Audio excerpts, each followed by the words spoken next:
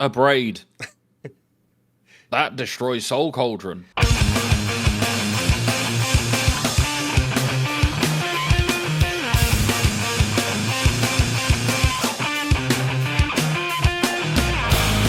Everybody, welcome back to Get Your Deck Out. It's me, Old Emo Dave, once again here with 11's MTG Scott. And Scott, we're back after a little hiatus because, well, I think it's fair to say we were a little bit busy this time last week. Well, we were a little bit tired this time last week. Yeah, a little busy, shall we say, just being on stream and being on the go for about 26 hours over the course of 2 days. Absolutely. And that was our own making, our own destruction, our own willing participation before anybody's called in social services. It was great because we were lucky enough to spend some time at the Axion Mega Modern in Cardiff, our hometown, last weekend. We ourselves, the Get Your Deck Out crew, and if it's your first time here or you've not been here or not seen us ever and you've just stumbled across us on the internet, thanks to algorithms. Hi, hello. We do podcast and content around competitive gaming and in the card space, mainly Magic, but a little dabble here and there. We took the whole team to the Megamon. We put on a show for the 2 days, a different kind of show for both days because, like we say, it's a very tiresome thing. But Sunday has significantly lower quality Magic than the Saturday. Yeah, just go watch the VOD if you want. You can see how rapidly I lose faith in a brew. It's great. But that's why you brew, right? You brew and you get, and you just you get it out your system and get it out there in the side events like Modern for Goodies. That would have been a painful one if you'd have done it in like the main Axion main event. But initial take on it was we've had a really good reception about the event, and watching it was fantastic to watch. We have to ourselves, and they like to stay in the shadows, but Charlie, Ash helped us out on the day. We're going to call them the production team. They helped us take it to the next level and helped us put on a really good show, and also something which I hope we can now replicate in future months. But Scott, Modern was the weekend's call of choice. Not the format of the RCQs right now, but is the format that we do for Axion's tour. Take us through your meta vibes and the where you feel like the format is. It feels that it's in a really good place, to be honest. And even looking at challenge results, we saw something that was actually mirrored in our coverage a little bit, where we saw someone on Tron make it to the finals who, JB, local player, we both know and we both love him. Local player has always played Tron, just Tron in every format possible, plays it in Pauper as well, and made it to the finals of the Chocolate Top 8, so the top 16, which we were following. And then, weirdly enough, on Magic Online, it started to be that Tron was popping up again. So we seem to be in the modern era of certain hate cards see a lot of play.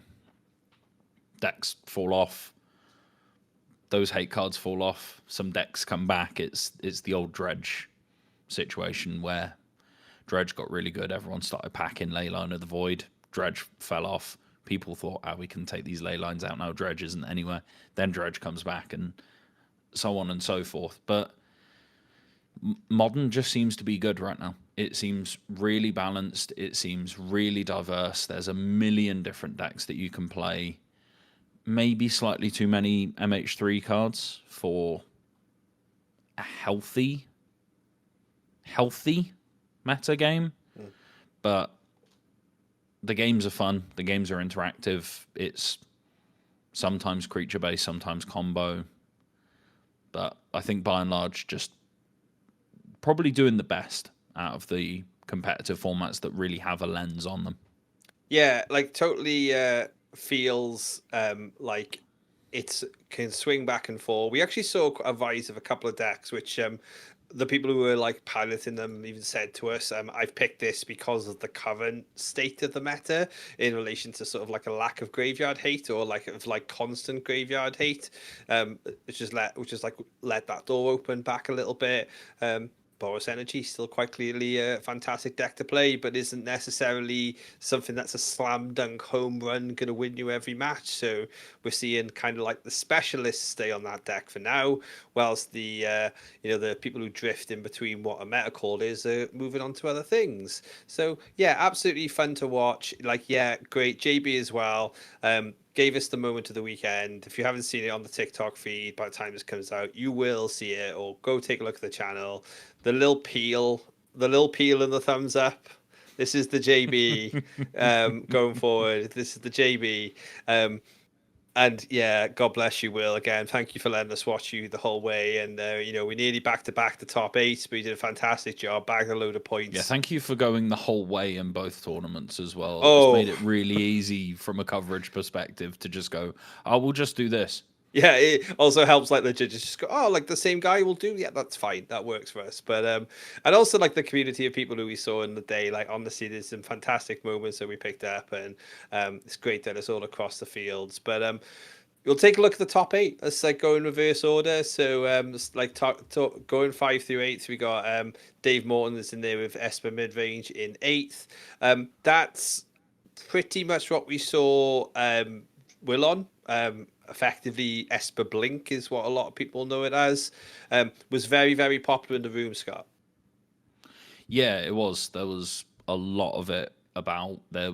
There's a lot of it online as well, but it's basically people just working in the margins. Like this Asper deck is 3 Thoughtseize main, only 3 Phelias. That makes me a little nervous, but David obviously knew what they were doing with it. 1 Quantum Riddler, 2 Emperor of Bones, 1 Kaya main, so really ready for Boros. That's a really nice card against them where you can exile the 1-drops and also eat the Flages out of the graveyard.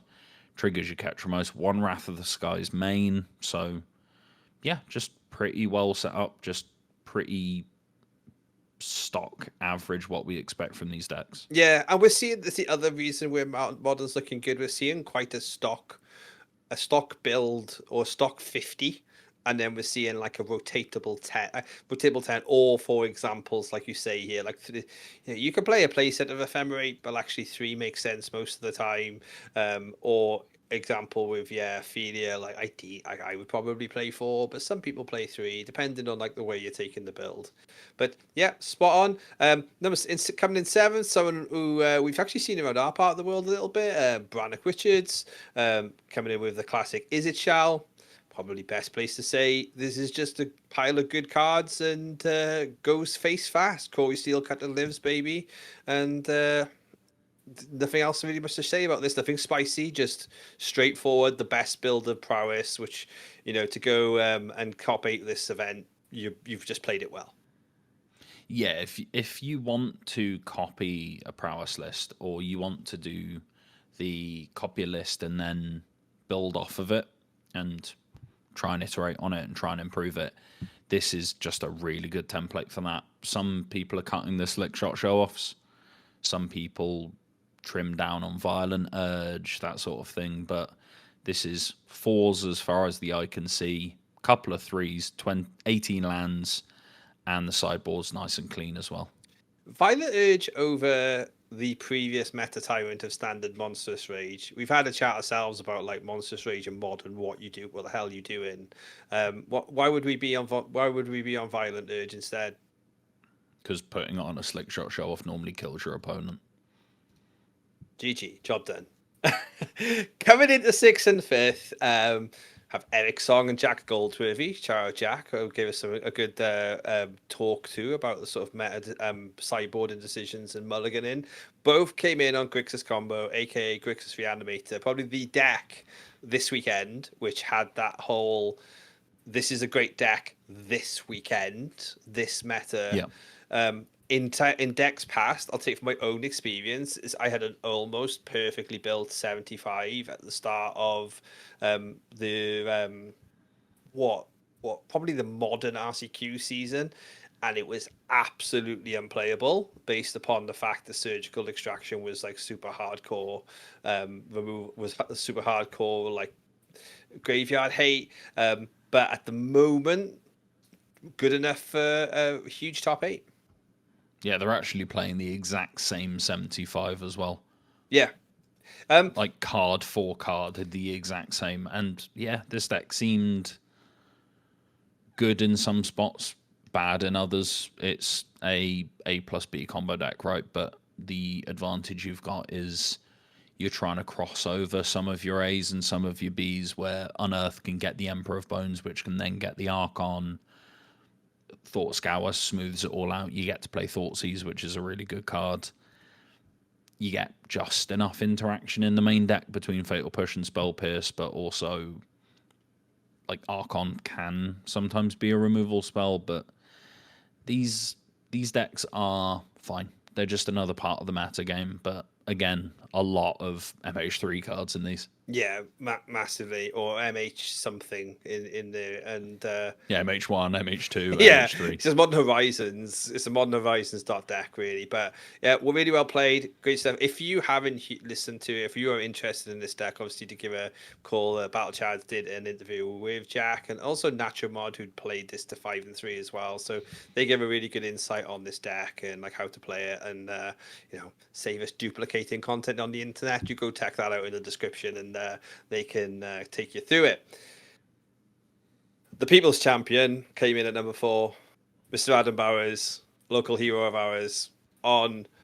It's been called Gruel Aggro here, but we all know this is Brew Scale combo. Nothing spicy, just straight up like Adam's really great with these types of decks, and it was so funny during the day. I kept seeing him, and he was doing so well, and he kept saying, "I'm going to be 10th. I'm gonna be 10th." It was just I lost at like a 6-0, and I went, see, 10th now, because I have the best breakers. But got in there, got a final, came up against just the classic, like, if I don't kill you quick enough, you'll kill me fast against Boros. Yeah, just well done ads, and well played with a deck that, again, staple, solid, few tech card changes, but pretty much the same list. Yeah, really frustrating having to play against him at weeklies on this deck, because he's very good at it. It's a very good deck, and it's very consistent, and obviously knew exactly what he was doing with it. I can attest to that. Yeah. He's good at the deck. The deck is good. That's enough to top 8 a lot of the time. Yeah, any kind of A plus B get to the combo line stuff, Adam's like top notch. Someone else who fell just short of the finals. I'm gonna probably butcher the name. So Matic Lewandowski. You've been doing the Polish learning. However, 9 out of 10, 10 out of 10. How good was I there? Solid 3. You go ahead. I think it's Maciej Lewandowski, but I'm not 100%. Massive, if you're listening, just drop it in the comments. But again, solid run. I've seen him a couple of times down in Cardiff. Again, it's control, right? Well, it's not control. It's Colossus Hammer. It's marked as Azorius control, but he's done one of those funny japes where he's listed his deck as something when it is actually not, which, if you're out there and you're listening to this, please don't do it. It just makes deck scraping and data gathering harder. I understand you think you're being funny by saying that you're playing 12 rack when you're actually just playing Boros Energy. You're not. We've seen the jokes before. However, heater of a player, and this deck is sick. In this case, I will allow it. Yeah, we'll allow it on the basis that by the time we got to the top 8, the room was like, there's a Hammer player in the top 8. Like, it was very much under the radar, because obviously you do get this, people start talking about what they can see on Melee and stuff. But Koi Steelcutter obviously makes sense in these builds here now. Esper Sentinel, I love that card. Again, I love what it does. I know that it's not like in this spot on place now, but hopefully this will bring it back. Yeah, and actual excellent deck. all round. Really well played, but did fall short because in the final we had Boros Energy, classic deck from Tom. Nothing spicy here. Just some of the upgrades, just the Voice of Victory line with an odd Fable and Mirror Breaker here and there. But we saw them once in the day. We also saw them on day 2, actually just body people. But Leo Lu won on Titan. Scott, you were impressed. Twitch chat was impressed. Like, just again, Titan doing Titan things. Yeah, we didn't get to see Tom play on camera, which I'm sad about. It's always nice to see someone who really knows Boros Energy play the deck. I've been enjoying Misplaced Ginger talking about it, and I could listen to it for probably too long. But when there's a true master, and you can tell that, like Leo sat down to play against Will on camera for us, full foil Titan deck, you immediately think, uh-oh, we might be in for a show here. And yeah, Leo knew exactly what they were doing, played absolutely perfectly, won the entire tournament. Honestly, nothing weird in this list, aside from one Dryad and one Valakut in the main.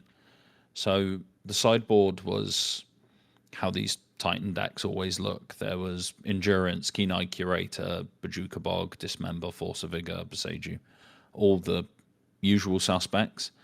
But the Dryad Valakut in the main deck, we saw it used for removal and interaction, but we also, I think, saw it used for a kill as well. I can't remember, to be honest, but it definitely was involved in some of these lines. And you can fit the Aftermath Analyst stuff in so easily that I wouldn't be surprised to see more Titan players moving back towards playing, I guess, weirder versions, shall we say. So I'm just going to count up, because we always need to with Titan decks. This seems to be a 71 card main deck. That's hot. These decks are always moving around somewhere above 60. It's fun in a way that maybe playing 60 isn't optimal for these decks, and it's always interesting when you have that situation in any TCG, but especially in Magic, where consistency is king. You need room for all the lands that you want to play, so you end up going above 60, and then you need room for your grazers and all of that. So ended up at 71. I've seen 66, 68, 69, nice, all the way up to 80. I'm sure if if I was to copy a Titan list, this would be where I'd start. It just looks really nice, really clean, and really well thought out. And let's not forget, and this is not their first win on tour this year. This is win number 2. So, like, again on Titan. So I was very lucky enough to speak to Leo in between rounds, around about round 6 whilst things were still going well. We had a little chat about that, about like the little one-off inclusions. It was I kind of came in like, oh, the art was cool, and then we had a whole chat about like why it's like important in the list he's playing, and I was like, oh, I'm way out of my league here, Magic Rose. I'm trying to be good at it, but I didn't understand. But yeah, obviously, Leo, if you do add to this to the pod, we'd obviously love to have a chat at different points about things we saw on coverage. If you obviously, we're very aware, like we're coming up to RC season, so like if some of you, we obviously do speak a lot to the people in the scene and around, but obviously we're very, very aware. I spoke to Maya at Axion as well. This is another interview we'll have coming out this week, where just got to be respectful. Some of these people are about to pay for hundreds of thousands of dollars in some events, so sometimes we may not necessarily be able to get instant reactions because they are prepping at a huge high level. It's not like speaking to someone who went 3-0 at weeklies, like about like what they brewed, right? They're really racking out. But yeah, Leo, you obviously again. You can call me out by name, Dave. It's okay. But yeah, Scott. Well, you tried it. You tried it on day 2. So, weapons manufacturing. Like, do you wanna give us a vibe check? Yeah, all the black cards suck, and I think I captured you on the Roman camera at one point, basically just waxing lyrical about all the things wrong with my deck. There's something buried deep within there between. Honestly, it might just be Pinnacle Emissary is a good card, but between Pinnacle Emissary and Weapons Manufacturing, you can kind of drag it back towards these old school style affinity decks where it's Cranial Plating, Arcbound Ravager, and they can kill you mostly out of nowhere.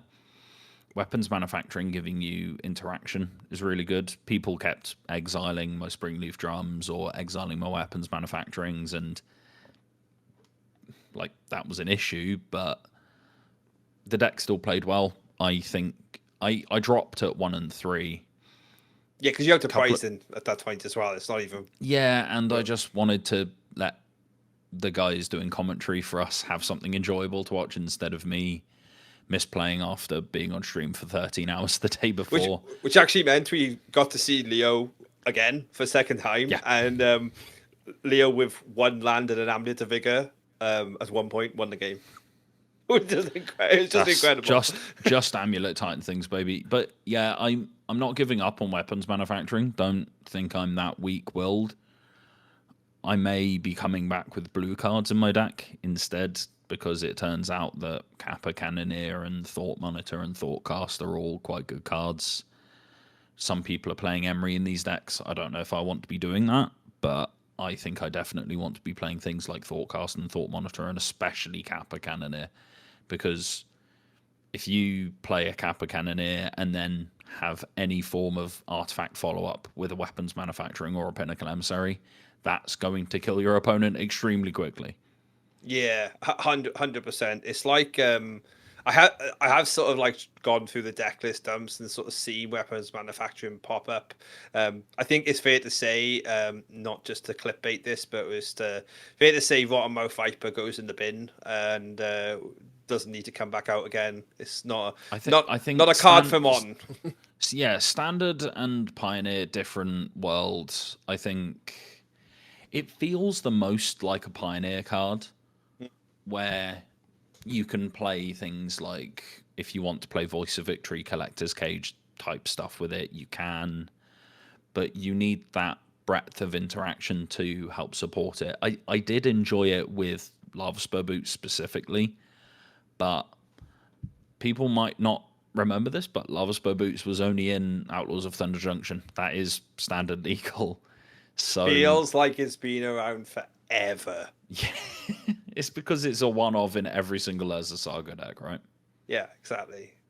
So, yeah, we'll see it come back. We'll see it come back at some point. Not giving up. I literally, the most recent thing in my Mox field is blue-red munitions. So nice. And the fortunate thing we have in like the UK with the Axion tour, as we'll call it, the Gathering tour, that's 4 Megamons a year and an invitational. So like across 12 months, that's 5 times where you can play high level serious Modern. I think it is quite fair to say that if you're going to play that level of competition, you should probably be preparing for that. You should probably at least have like a 2 to 3 week run up. So like it's a good amount of Modern available to play, as well as what appears to be, again, I'm going to touch all the wood because it's changed so often, but an RC season sprinkled in once a year. Modern is something that you can consistently be tuned into and consistently play, because it feels like it'll always have some kind of relevant thing to do. Talking about it's one of those formats where the dead set players will always continue to play it, right? The people that are invested in the format will just carry on. Yeah, but talking about things to do, obviously we are in standard season now. We are 3 weeks in. I think it's fair to say this will forever be known as Vivi Summer. We've had Nadu Summer, but it is definitely going to be Vivi Summer and potentially Vivi Autumn as well, or Fall, as you'd call it in America. Confirmation earlier this week that as it currently stands, yes, there's no intention to emergency ban. November 24th is what we're looking at, so that we should all be building our decks, making investments, practicing, preparing to play Vivi. This is currently Monday, the 25th of August, and I scrolled X for about 15 minutes before the show, and I found, get this, 17 tweets where Vivi Cauldron won RCs on the weekend. I found nothing else. I found Insidious Roots split a top eight. That was shout out Ricky from the Crew 3 podcast. That was about like the most diversity I found. The deck is solidly up there. NRG had a 10k. 7 out of the 8 decks in the top 8 were Vivi. I don't know, Scott, if this is something which will be chalked up as the big mistake in recent times, or if there is still time for this to be saved. Let's not talk about the deck in its faultiness. Let's just talk about what is going to happen next. Can we rescue this with meta adjustments, or are we just playing Pioneer for the next 2 months? I wish I had more faith in people on Magic Online to actually innovate and try and beat Vivi instead of just using their rental service, Control C, Control V, recent list from a challenge, and that's what I play. I don't care about the sideboard. I'll figure it out when I'm there. I might change 1 or 2 cards to get the unique listing on the leagues when they get dumped or whatever, but I understand the limitations around standard, and we will go into that after this, but it does a little bit feel like people just need to try a bit harder. Mm-hmm. In the modern era of tournaments where all we've basically got regularly is RCQs, you only need to spike 1 or 2 of those and then you're done for the season. So you play the deck that's hot at the moment, you get your win, and then you go and sit at home and just play modern showcase challenges, or you play a World of Warcraft hardcore character for a couple of weeks and just wait for the RC to roll around, and then when you're 2-3 weeks out of that, you pick the game back up and start looking at the format again. That's the current incentive structure, basically. So the incentive structure is built in such a way with RCQs where you aren't really provoked to try anything, where normally in standard you will have a bit of a rock, paper, scissors thing going on. There'll be 3 decks at the top. 1 beats 2, 2 beats 3, 3 beats 1.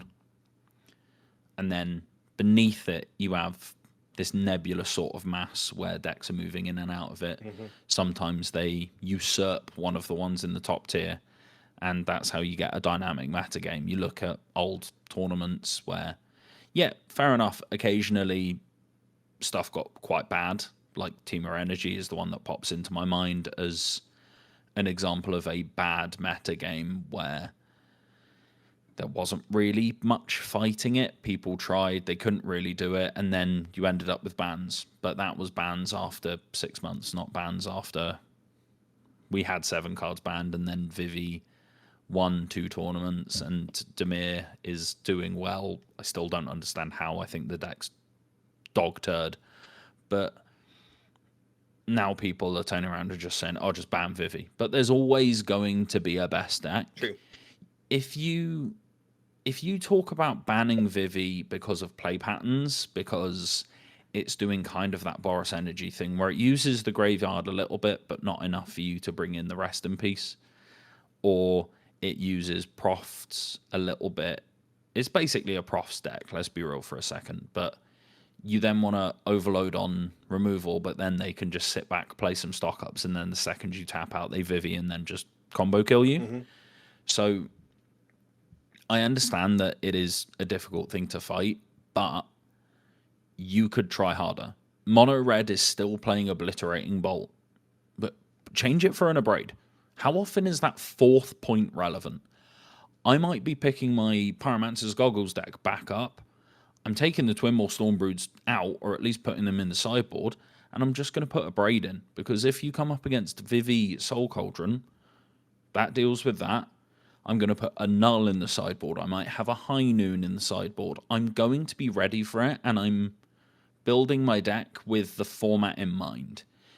I'm not just copy pasting something. Yeah, fair enough. I might not do well for a little bit, but you work on it. You keep chugging away, and maybe you get somewhere. If you don't get anywhere, put it down, start again. Splash Portal.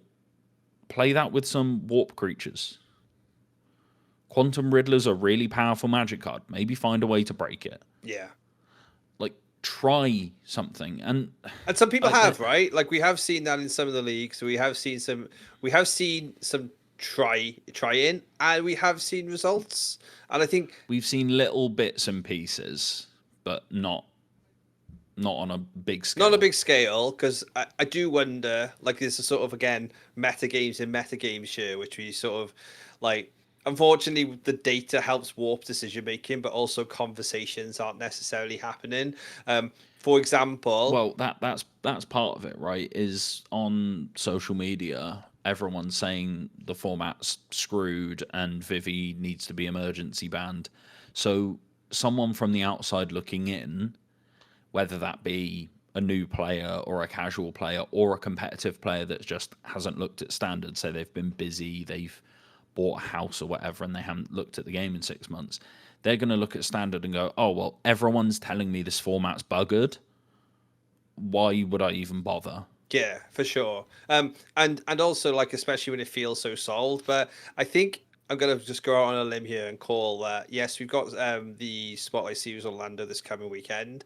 I do believe that in the trenches, some teams, some groups of people have been working really, really hard to put some decks together, which are going to be really well placed for what will be quite a warped meta. I hope so. I really want to see, like, a bit of genius cut rise to the top. Again, knowing a couple, this is one of those weird little situations now. Can I say this? Can I not say this? But for what I sort of see between the lines of, like, some Magic Discords is, yeah, maybe there's a couple of decks that are just being kept under the sheets. Now, there's some, which we'll go through. We got, I queued 3 up, and we'll put them in the description, which I think are doing a really good job of fighting it. Starting with just a straight up mono red aggro, as you say, we are seeing a mono red aggro come to play. So we had one by username Adel. I guess that's Willie Adel, possibly. I would assume. Yeah. So if it's not, like, fine, maybe a brother, or sister, or cousin, or whatever. Four bird no Bastionauts, 4 bird lightning, 4 Emberheart Challenger, 2 fiery annihilations. Again, like you say, why are we playing a scorching shot? Like we can play a scorching shot. We can play 5. This is 3 mana, yes, but it's instant speed and it will exile what you're killing. So, like, you know, you can choose your battles rising, higher claw. A little cool card, which I think, like, was one of those classics. This was a £10 card and went to 40p very quickly at card off mana release system. Razorkin Needlehood Head. This is the 2 red. Whenever they draw a card, ping your opponent for 1. Wow, this is genius. This is exactly what needs to be in your deck to absolutely piss the Vivi player off. Yeah, it's good against other people, but it is especially good against Vivi. Same thing I was saying with Abrade, stuff like that. Like, what? Why are we playing 2 Lightning Strike? 2 Abrade, 2 Lightning Strike. Why? Possibly to finish it off. They've got Abrade in the sideboard as well. I guess Annihilation deals with if they get a Vivi off and they get a couple of counters on it. Like, you just sort of, like, that plus Burst Lightning, you're sort of, like, raising your removal stakes.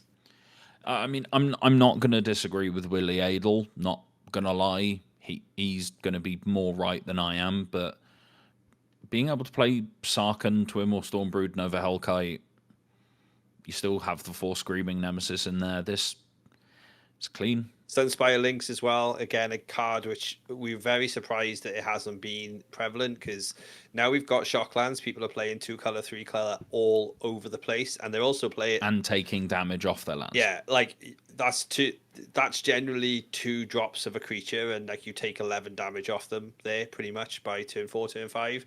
So quality deck. It went 7-2. It won a challenge. So, like, happy days. really well played. Second. I Second, think. oh yeah, maybe first in the break, first in the thing, and then second the challenge.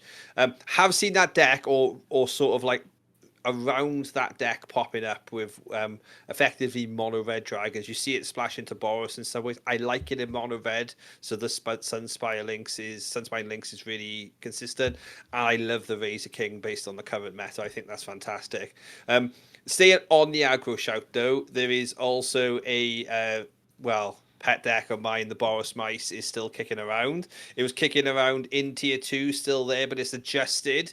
It's rebuilt itself slightly. It's kind of like stayed really creature heavy, so like it's got a board presence, sneaks in the shelter by ghost, but now like is really sort of teched at the sideboard.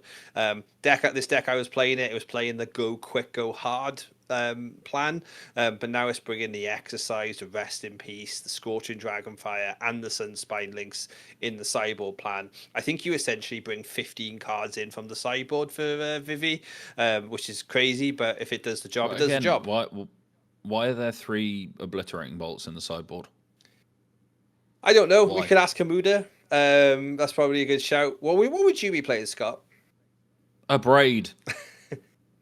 That destroys Soul Cauldron. But Soul Cauldron's not killing people, right? Soul Cauldron's the win more. It's like it's removing the creature. It's not the win more. It's the way it goes completely over the top. And if you're trying to do Manifold Mouse Whiskervale Forerunner stuff, which don't get me wrong, I really like Whiskervale Forerunner as a card. I think it's good.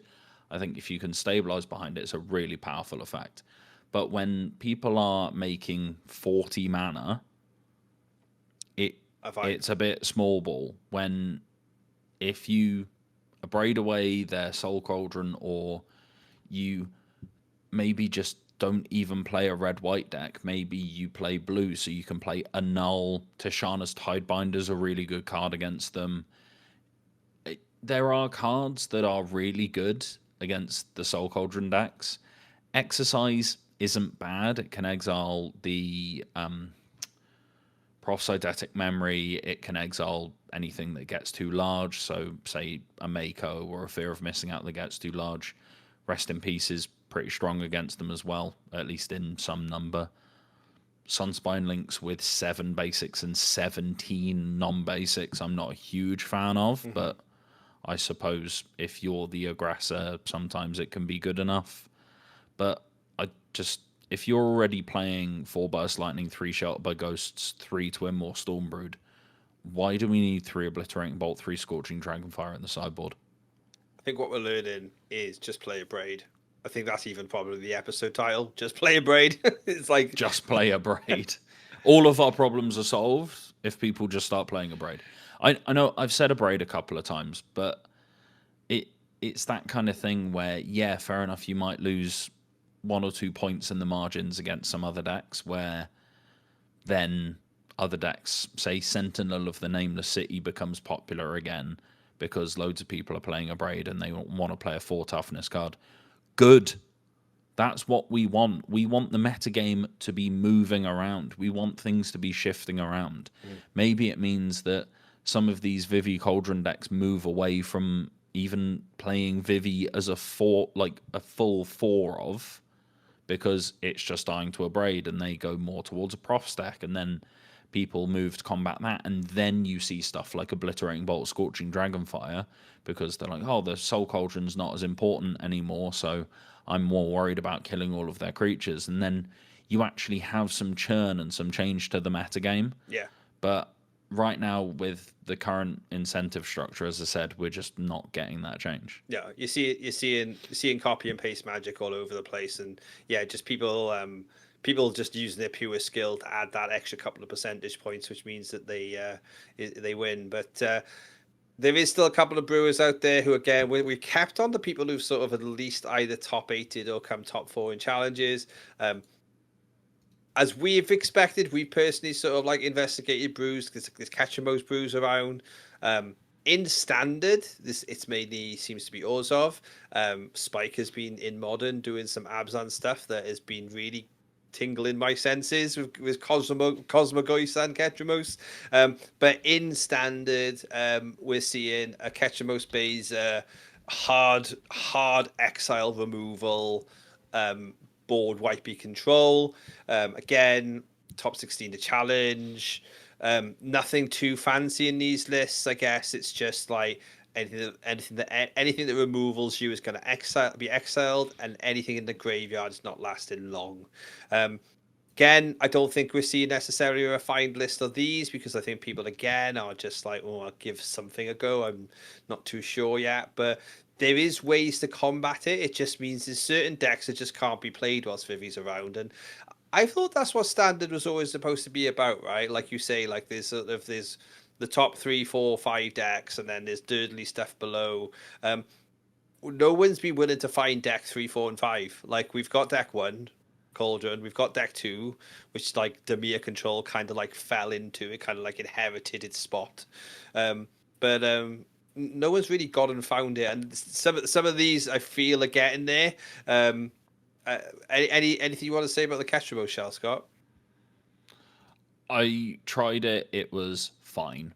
I struggled with a couple of different things and then just kind of turned around and put it down because my impetus to brew for Standard was lowered by the fact that I wasn't going to be able to play very many RCQs. So I stopped looking at Standard so much. I started looking more at Modern because I wanted to be ready for the Mega Modern. Fair. That's totally fair. But the final thing to sort of like bring up is just been the resurgence of Kona Rescue Beastie. Again, another little card that we've petted on in the last year or so, but it's never really had a good shell. Surprisingly, it's not Omniscience, but thanks to the lands, so we're talking sort of the planet lands. Those of you who haven't seen them, they basically let you station, which means you can tap something, which means that essentially the same turn that you play Kona, which can be as quick as turn 3 thanks to ladder RLs, means that you can tap it, and you can cheat out either like a Valgavoth or a Summon Bahamut, a Vault Ball Tyrant, like some big shit, basically. Yeah. And some guys being dudes. And you're basically most of the decks again, which are fighting Vivi or even Vivi itself, can't deal with this stuff. Which then means that like you're in the best place to win. However, this deck can be a bit of a glass cannon. I've played it a bit on leagues and ladders. To be honest, I've been running the Mono Red Dragons list on some leagues, even personal account leagues, because I was like, I feel confident on this. Ooh. Not even DB stuff. I was really all in, and I was like, you could beat Vivi, yes you can. This deck you absolutely walk over, because you just hold up. Oh, okay, bye bye Elf, bye bye you. Oh, it's turn 4. You've done your thing. That's great. You're 2 life, and you're about to draw 4 cards off the thing you've cheated in. Ta-da! So I will also say Kona. What's its power and toughness, Dave? 4 and 3. What kills Kona, Scott? Let me think. Abrade. All you got to do is not get to end of combat, right? Like, just not get to end of combat. I will say, Lumbering World Wagon, really like it. I really like that card. Love the cards. I don't know why. I do not understand why. My brain just sees it, and some primal, chimpy part of my brain just goes, ook banana, and I enjoy it. It might be playing it on turn 2 off of Alana Elves. It might be crewing it with a Spinewoods Armadillo that we've just happened to cast. No idea. But I like Lumbering World Wagon, and I think it's a very good card. Yeah, and similarly, Esper Origins, again, another card that came out in Final Fantasy. We were all like pontificating over Sephiroths and Vivis, and I was there like, cool, I'm just going to pick up Esper Origins at 99p a card, because... You did? You showed me them like 2 days after the pre-release. You went, look what I've got. And I was like, I don't know what that card does. I haven't looked at the spoiler. And then you read it to me and I was like, oh, okay. That's cool. a good card. Sounds cool. That's good stuff. And I'm glad to see it getting played. So I think this is an example again of, if you want to win a tournament, build something to win a tournament, because you've got a plan to do things quick. And you're going to do really well when people are playing Abrade.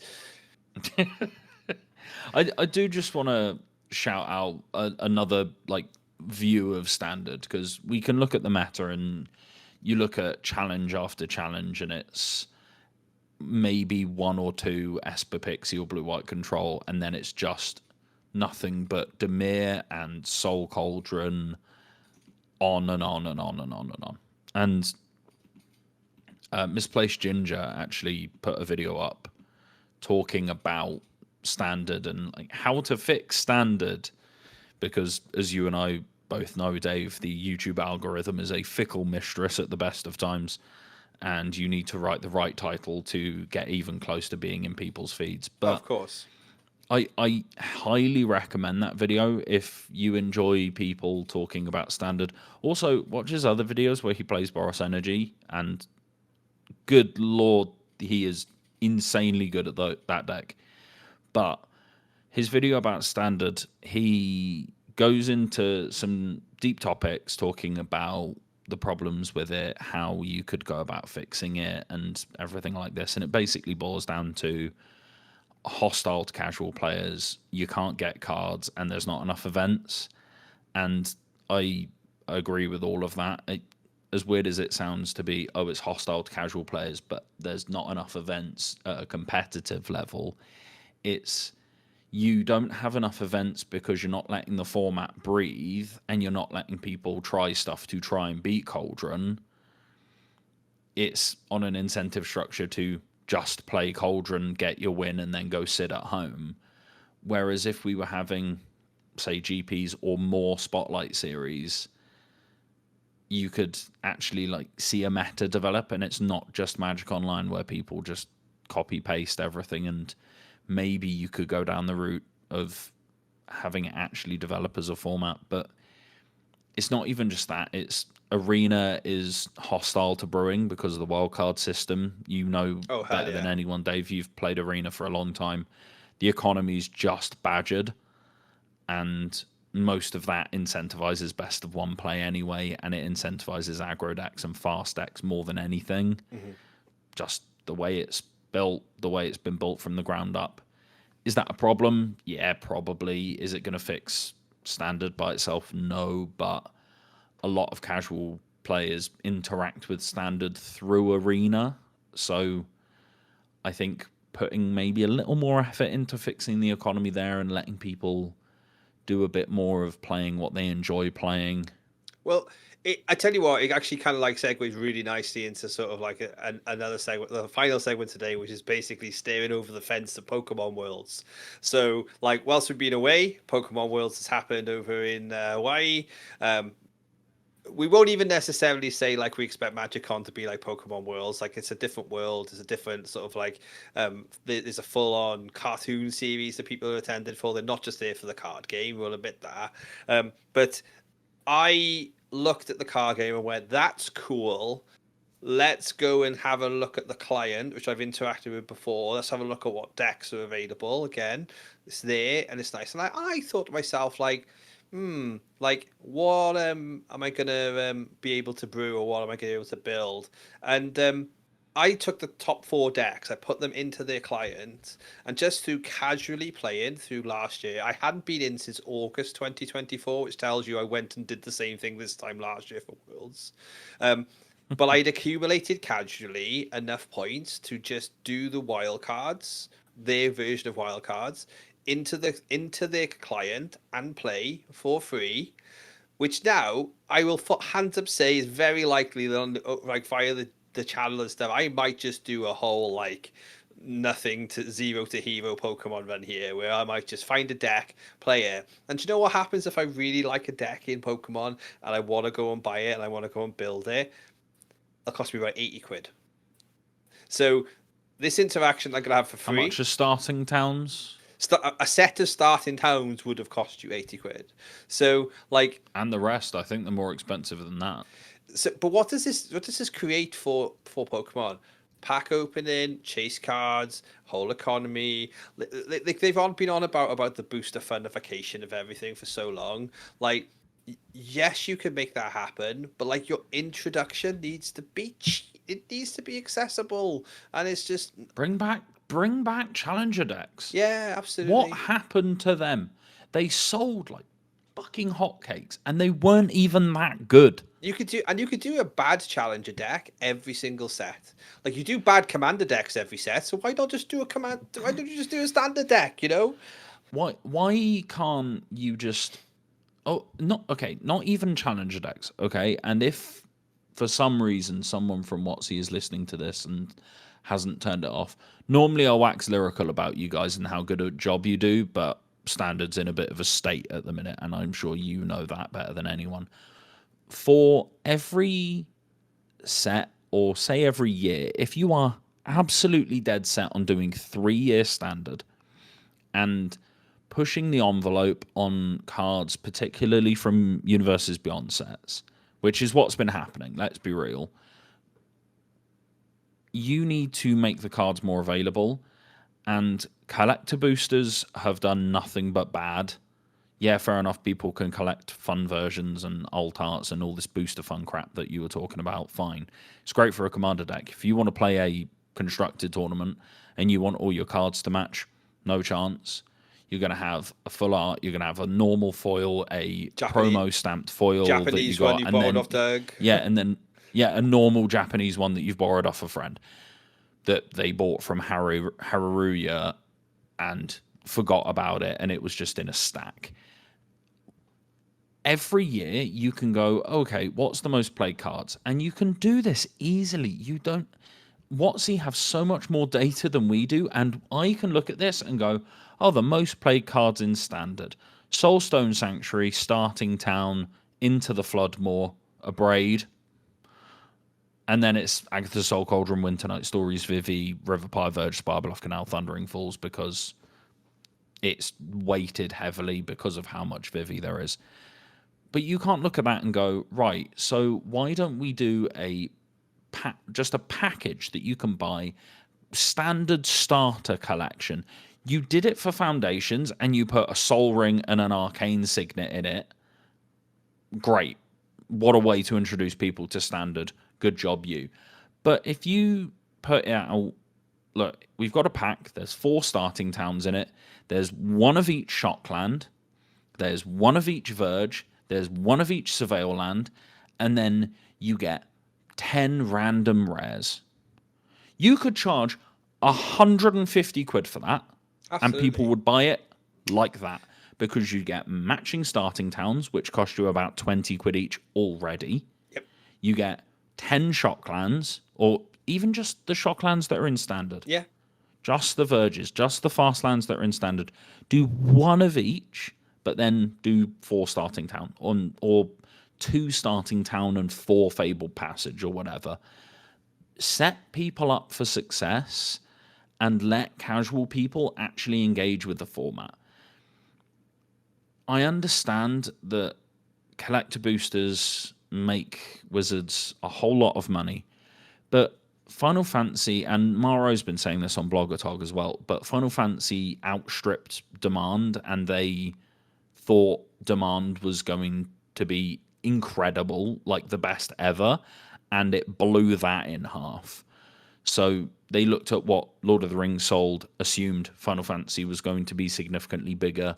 They were right, but off by an order of magnitude. If that is the case, why are starting towns so hard to get? That's the incredible part, right? Like, because no one's buying up starting town because they like the character.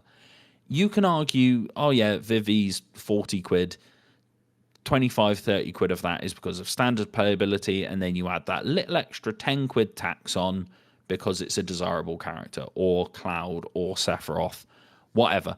If that's the UB experience, then absolutely fine.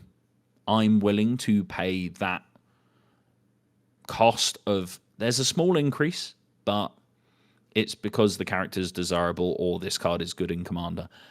Bristly Bill is 60 quid or 50 quid or something. Yeah, it's like 50 quid. It's not because of standard demand, is it? So that's fine. That's allowed.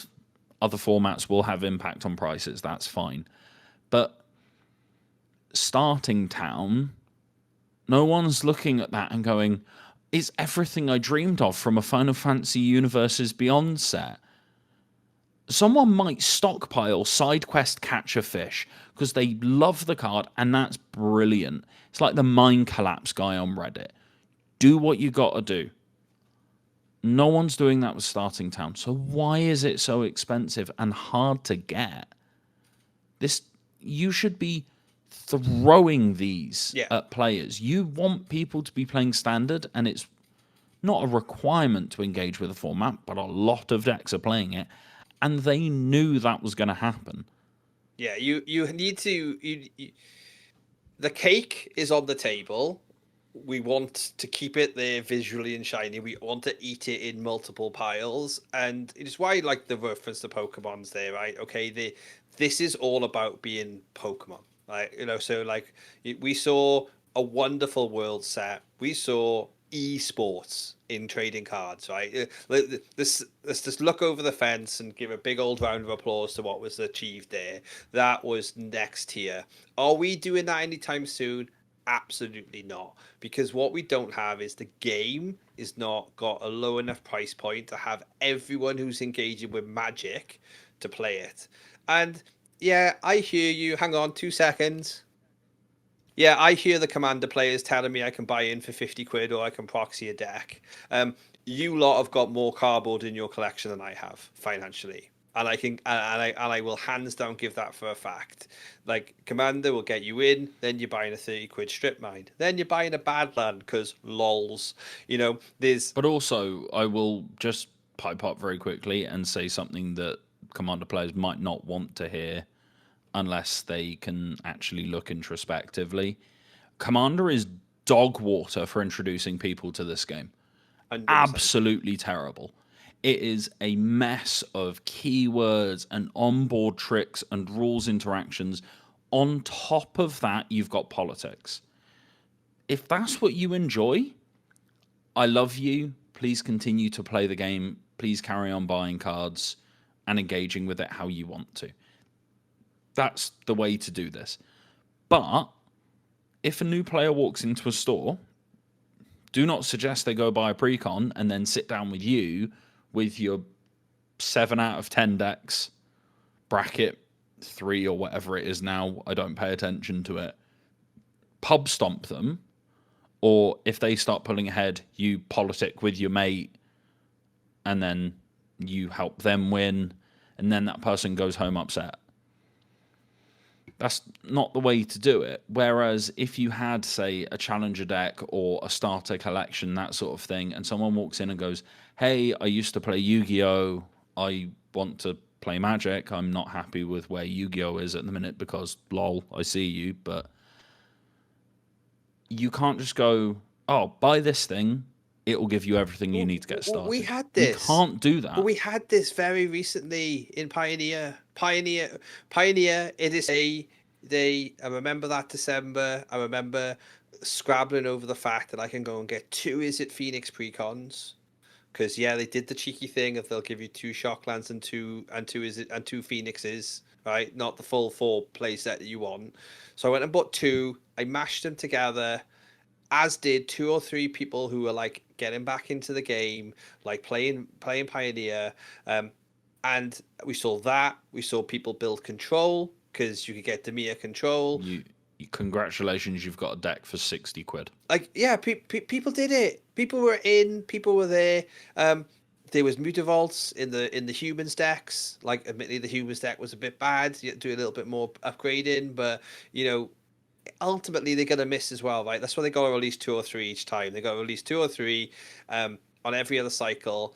I'm gonna hold out hope on the fact that we don't see any commander decks here in Spider-Man.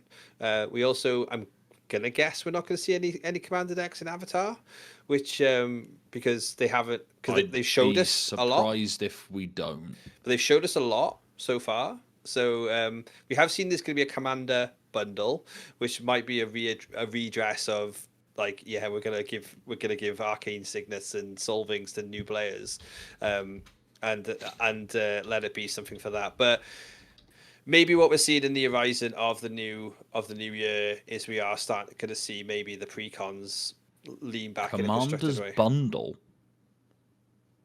We'll let people take a look at that online, and because I think basically Avatar's already talked about. We haven't even officially got Spider-Man yet, but like Avatar's basically out there. God, I saw somebody the other day as well brew a standard deck with Avatar cards in. I was like, girl, you need to slow down. You need to just like take a week off because that was just too much in the tankness. It's literally not even the next set. Exactly. Like, come on now. But Scott, could we get there? Could we get back to standard hype, like what our friends over in the Nintendo organization did? Like, or do we just need to take this step by step and basically make the game cheaper before we can even think about having that kind of accessibility? So since Billy Jensen started working for WotC and was heading up all the organized play stuff, we saw a lot of improvements very quickly and simultaneously a lot of changes that can just destabilize the game and drive people away. But I think in the long term, it'll work out to just be good.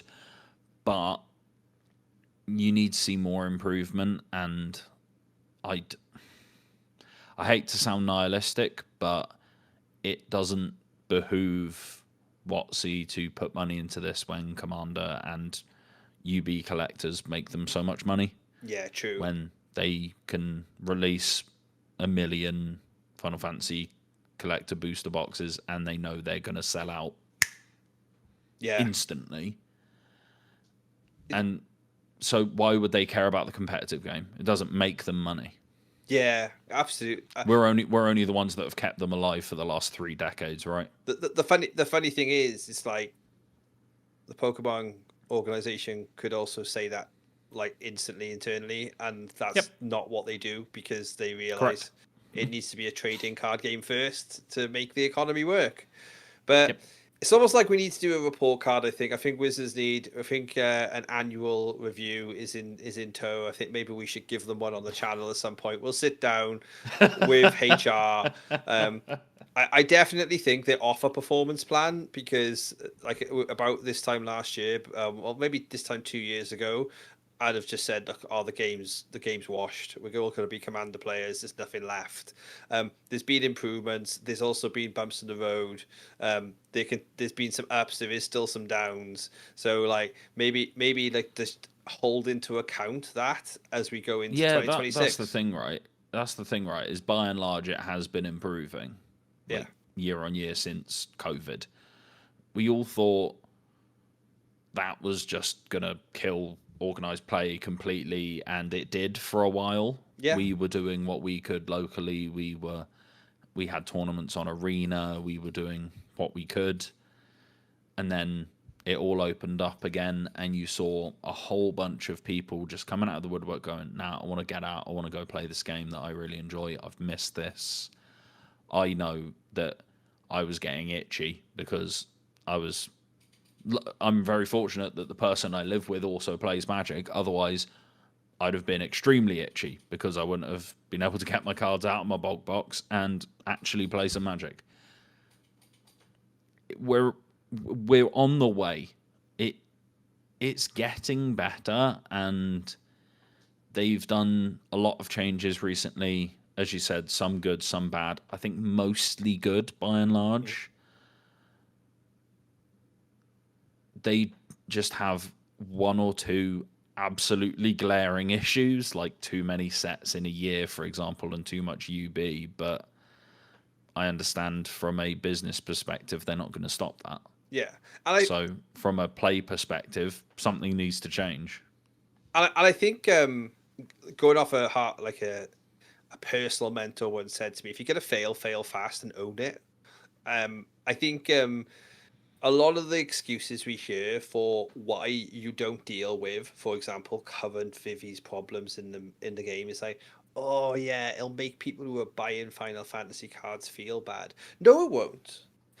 They're not playing standard. They don't give a shit. Like your standard. You think that people sitting on Final Fantasy collector boosters give a monkey's ass what's happening in standard? No, they don't, and that is what I would say is my gambit to Wizards is that you should be making gameplay decisions, completely independent on purchase decisions. If you now believe people buy packs from in a collectible way, because that is what you were striving for.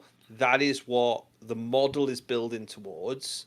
So build the game towards a very balanced meta game, and or give people tools that don't involve buying packs that the collectors want to buy, such as challenger decks or a starter collection or what have you, and make them available so you can go down this route like the Pokemon TCG does that you've shouted out a couple of times, and they do things very right. But you have collectors who never ever. I've got Pokemon cards literally down there from, I think, Jungle. Scott, if you want Scott's address to steal these cards, get in the Discord.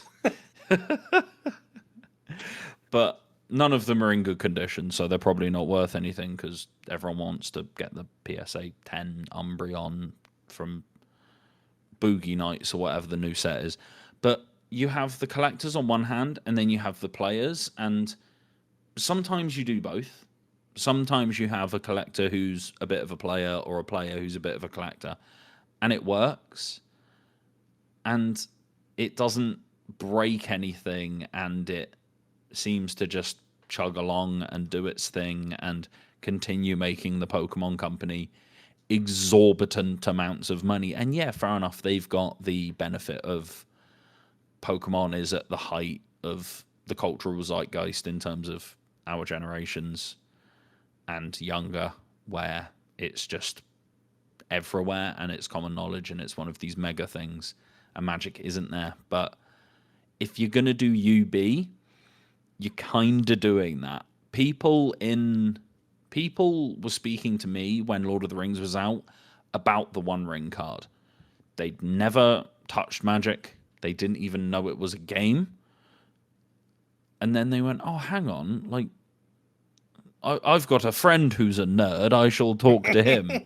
And they spoke to me and they were like, oh, so like, what is this?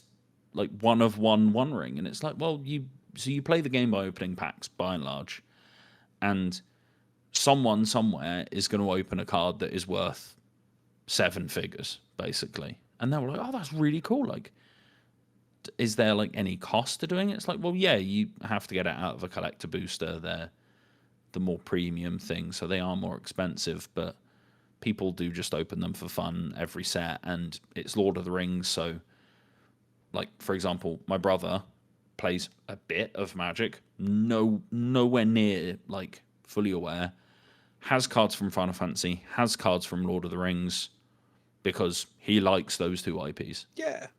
That is the way to do it.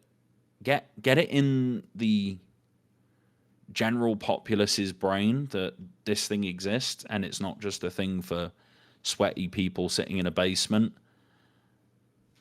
Like, D&D's broken out of that. We should. We're owned by the same damn company. Yes, people can collect this game, and yes, it should be collectible, but also you need to be able to play it. It's a game. Yeah. If you couldn't play World of Warcraft and all you could do was log in and look at your mounts, you'd go, it's cool, but I'm not going to do it for very long. No, for sure. And ultimately, like, that's where you want to go. Let's get there. Let's get there. Let's send all the basic arts to zero. Let's find ways to put them out there as often as possible. Let's make the alternative arts desirable as hell for those who want them. Do the Final Fantasy thing, right? Final Fantasy has its own trading card game, and their economy's really good. Yeah. Yeah, if you want the fancy card, you're gonna pay the premium, and that's where your premium should lie, not in your accessibility to the product. But we'll come back with a scorecard, and again, if you're a Pokemon person who stumbled across this because the algorithm sent you here, you could come on your own on this podcast and talk to us about the lack of format diversity and the fact that you only get to play standard, and you'd love to have a Pioneer or a Modern, or a Commander or whatever. Look, that again is sort of like the bad side of your games. We're looking at the good side of your game, saying we'd like to bring a bit of that our way. It wouldn't be too hard. So love to hear some changes from Wizards, but hopefully we'll go into Orlando this weekend. We'll see some innovation. We'll be back next Monday talking to you all about the innovation that we've seen. Hopefully, my good friend Stanley 2099, shout out you win the whole damn thing. And if you do, you've promised me you'll come on and talk about the winning deck list. Until then, get your deck out of us all over the internet, on Instagram, on X, on Twitter, on the YouTube. If you can't find Get Your Deck Out, you look for Old Emo Dave, you find us there. And if you've got to the end of this, to the play points, did you say bananas in the comments before the end of August? I'll drop you some play points just to help you out on Magic Online. Bye for now.